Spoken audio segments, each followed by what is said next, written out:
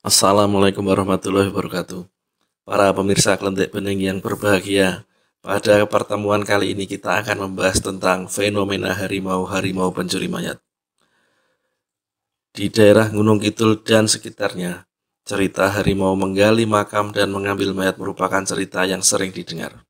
Bahkan hingga saat ini, di beberapa daerah masih ada yang menunggu makam hingga seminggu maupun 40 hari. Hal itu dilakukan untuk menjaga jenazah keluarga atau tetangga mereka agar tidak dimakan harimau. Bahkan kesaksian para penunggu makam, mereka sering melihat harimau yang mencoba mendekat di sekitar makam yang masih baru.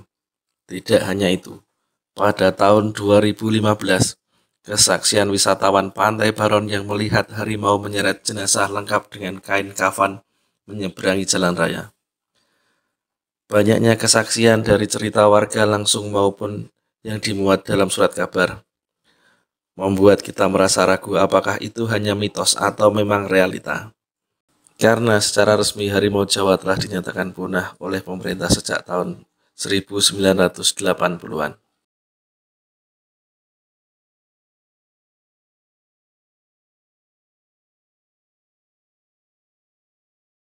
Fenomena harimau mencuri mayat tentu sangatlah janggal. Hal tersebut tentu sangat aneh karena sudah keluar dari sifat alaminya. Apa yang menyebabkan mereka sangat tertarik dengan mayat? Sejak kapan perubahan sifat alami itu mulai terjadi? Mari kita simak ulasan berikut. Pasca Perang Jawa yang digelorakan Pangeran Diponegoro selama 5 tahun, dimulai tahun 1825 hingga berakhir pada tahun 1830. Perang tersebut hampir membuat kas kerajaan Belanda bangkrut dan harus menanggung hutang yang sangat banyak. Untuk mengisi kekosongan kas dan membayar hutang akibat perang, Belanda memerintahkan Gubernur Jenderal Van den Bosch sebagai penguasa pemerintahan Hindia Belanda untuk melaksanakan kebijakan Kulturstelsel atau sering dikenal dengan sistem tanam paksa. Kebijakan tersebut membutuhkan pekerja yang sangat banyak dan pembukaan lahan hutan yang besar-besaran. Rakyat dipaksa beralih dari menanam tanaman pangan menjadi tanaman komoditas ekspor, seperti tebu, teh, tembakau, dan lain-lain.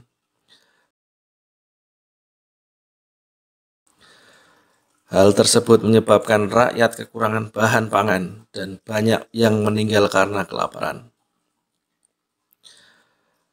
Hal tersebut diperkuat oleh catatan seorang Eropa yang menjadi inspektur tanam paksa L. Vitalis.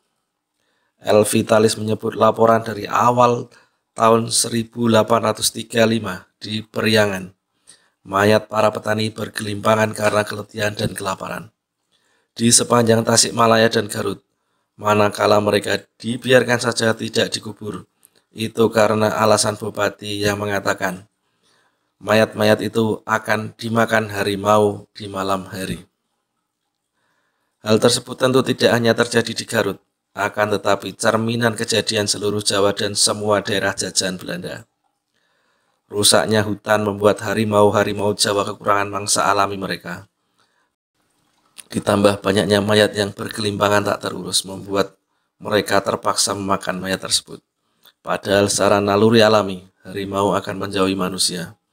Hal tersebut berlangsung cukup lama, dari 1830 sampai 1870.